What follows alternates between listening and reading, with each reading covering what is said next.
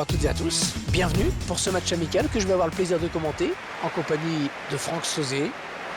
Un petit mot sur la confrontation France-Allemagne, Franck? Oui, on sait que c'est une grande rivalité chez les hommes, c'est un peu la même chose chez les femmes avec une supériorité allemande quand même.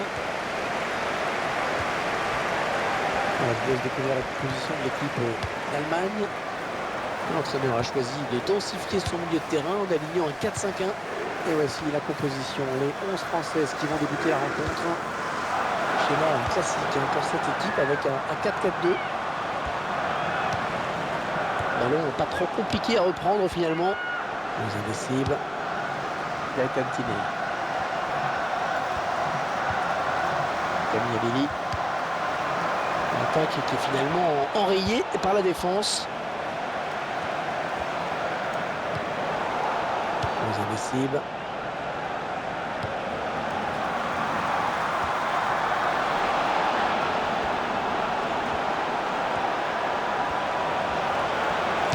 Tomis. Oh l'arrêt. Oh quel plongeon superbe. Et c'est un corner pour les Françaises.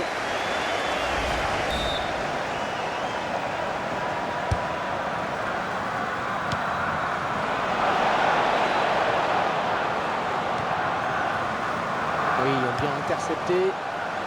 Bien les tags. Bonne anticipation sur cette interception.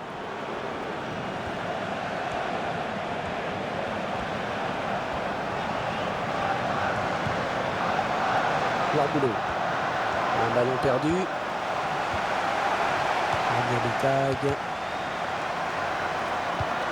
Non, ça n'ira pas plus loin.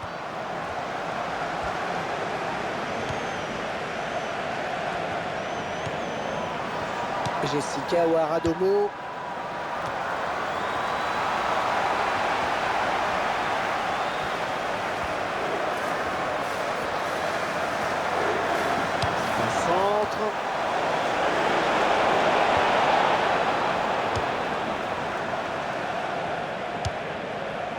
Wendy Renard.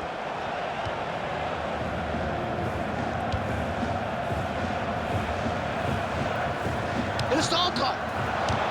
Oh quelle occasion. Il y a peut-être mieux à faire là. Ouais, facile à dire après coup, mais Hervé.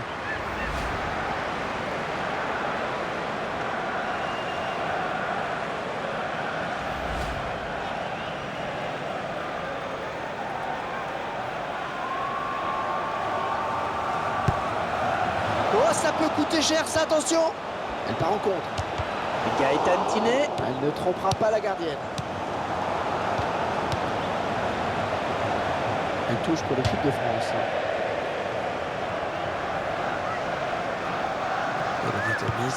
Jessica Ouaradomo, c'est une belle occasion, cela. Un tag.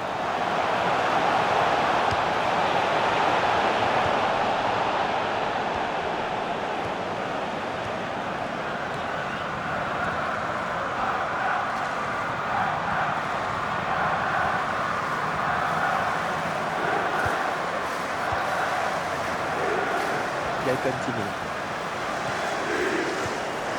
Oui, le bon tacle.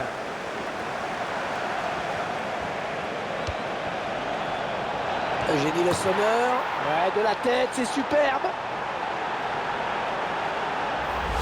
Non, en tout cas, c'est l'équipe qui a le plus tenté, qui est récompensée. Les deux équipes sont proches et pour l'instant, je crois que ça se joue à l'envie.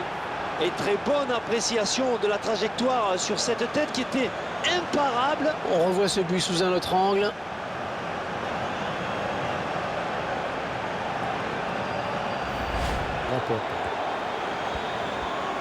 Peut-être une occasion. Que va dire l'arbitre?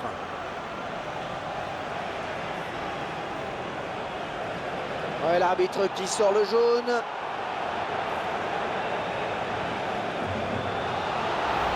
La faute me semble évidente sur ce tacle glissé. Sur le ralenti, on se rend mieux compte de la faute.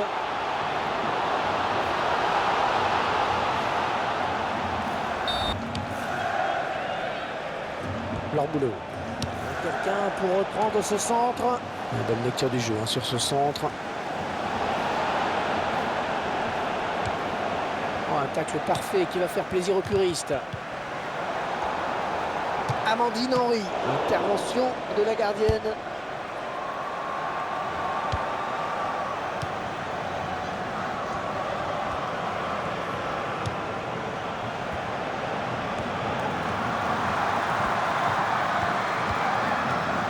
Eugénie Le Sommer. Les invisibles. Long ballon, loin devant. Oh, penalty, c'est net, ouais. Ah, ce penalty qui n'arrange évidemment pas les affaires de l'équipe. Il essaie de se creuser à la marque, en effet.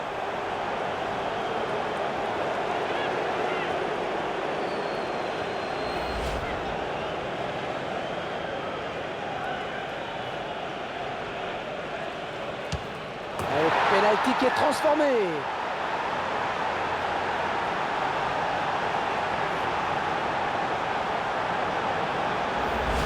On revoit la course d'élan et le but. Le joueur qui n'a pas tremblé au moment de convertir ce penalty. On revoit le ralenti.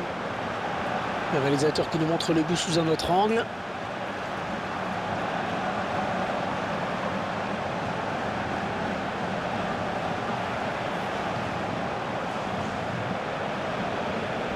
Et les voilà donc avec une avance de 2 buts à présent.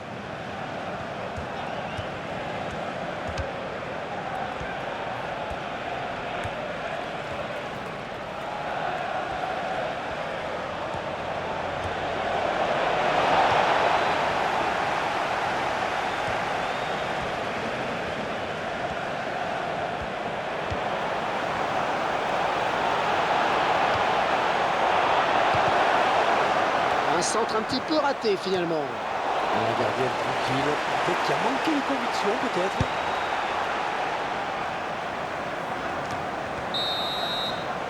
L'arbitre qui siffle la fin des 45 premières minutes. 2-0 au tableau d'affichage.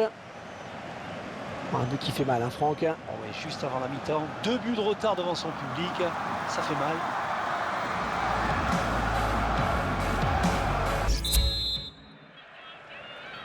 On prend les mêmes et on recommence, ou presque. Seconde période de ce match. Camille et Billy. Jessica Ouaradomo.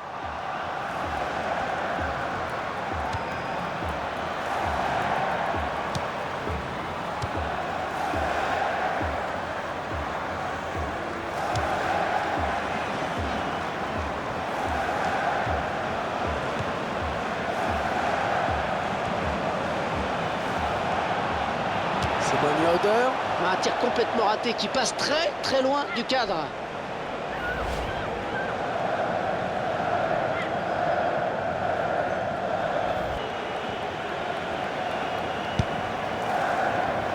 Jessica Ouaradomo.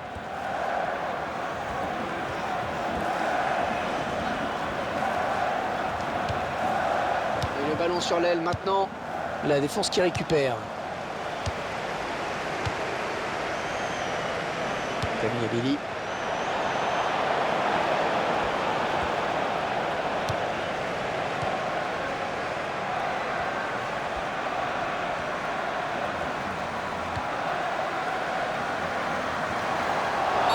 L'arbitre a sifflé. Est-ce qu'il y aura un carton?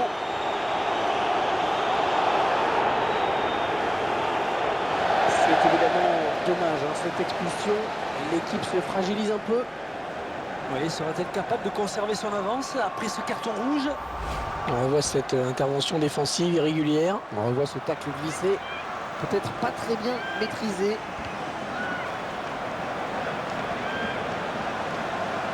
Bonjour, bienvenue au Parc des Princes où je me trouve en compagnie de Franck Sauzet. Bonjour Franck. Bonjour Hervé. Et pour ce match, nous allons suivre le PSG face au Real Madrid. Une belle rencontre qui rappellera sûrement à certains supporters l'une des plus belles pages de l'histoire du PSG, avec ce fabuleux quart de finale retour disputé à Paris en 93 et la victoire 4-1 des Parisiens.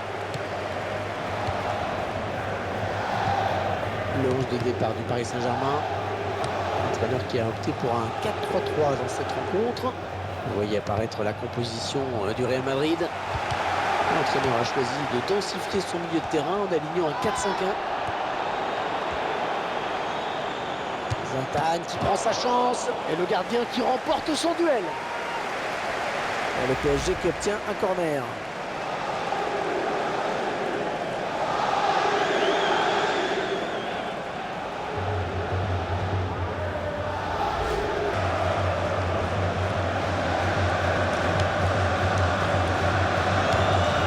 Thiago Silva. Maxwell.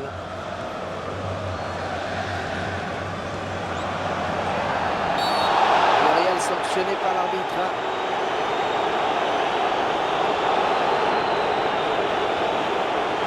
Et voilà, il fallait s'y attendre. L'arbitre qui le renvoie au vestiaire.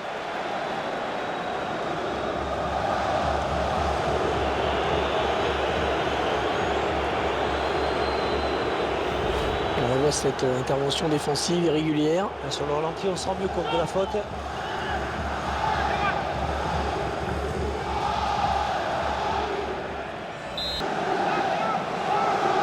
Et l'arbitre qui avait compté 4 minutes de temps additionnel.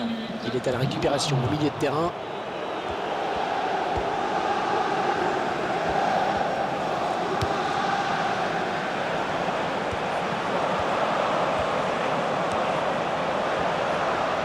C'est centré par Di Maria. Zlatan Ibrahimovic. Ah, le gardien le touche pourtant. Et le but du Paris Saint-Germain, on va voir le ralenti. Un joli débordement sur l'aile gauche et bon centre. Un très bon centre même, c'est là que tout s'est joué. Zlatan qui vient placer une tête qui ne laisse aucune chance au gardien. Il est parfaitement bien placé pour reprendre ce ballon et ses qualités athlétiques ont fait le reste.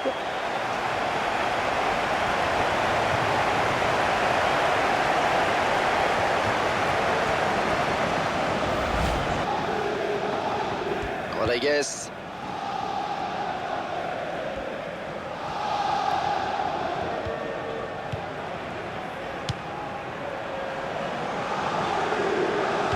Di Maria, Edinson Cavani est un petit peu court sur ce ballon. Ouais, parce qu'il ne peut pas la rabattre.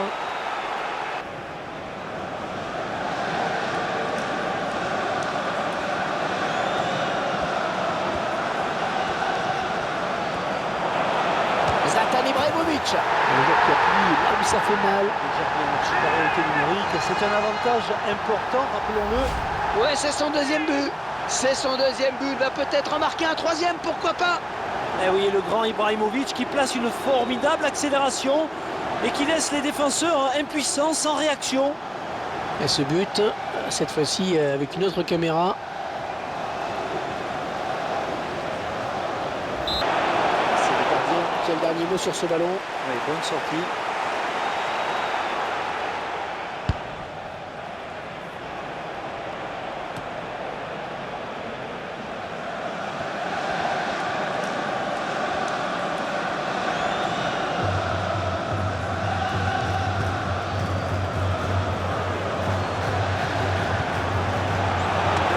Du point.